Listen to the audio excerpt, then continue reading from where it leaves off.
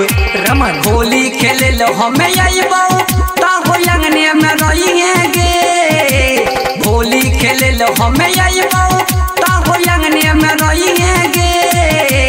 के गोरकी हमरे से डलई है गे। गे छोड़ी गे रंग बातू डलई है गे। होली खेले लो हमें आइबो ताहो अंगने में रहिए गे। होली खेले लो हमें आइबो ताहो अंगने में रहिए गे। गे गोरकी हमरे से डलई है गे। गे छोड़ी गे रंग बातू डलई है गे। DJ Gohan MX।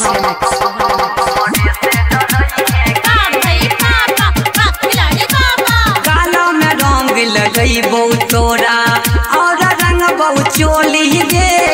जब ताहो करबे माना चल जैतो गोली गे। गालों में रंग लगई बहु तोरा और रंग बहु चोली गे।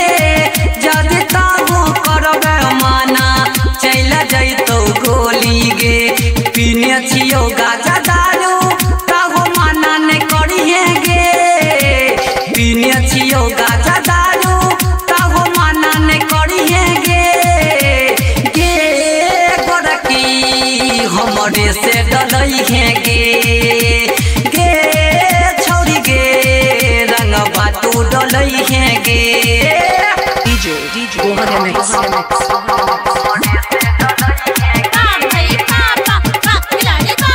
जखन देखै छी तोरा गोरकी आबै मुँह में पानी गे।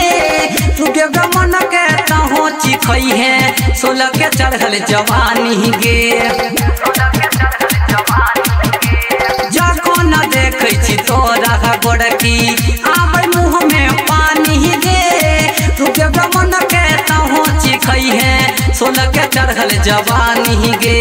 डीजे के बोलियो जाके ताहो या बीर लगई है गे। गोहर या सक सारा बन के ताहो या बीर लगई है गे। के गोरकी हमरे से डलई है गे।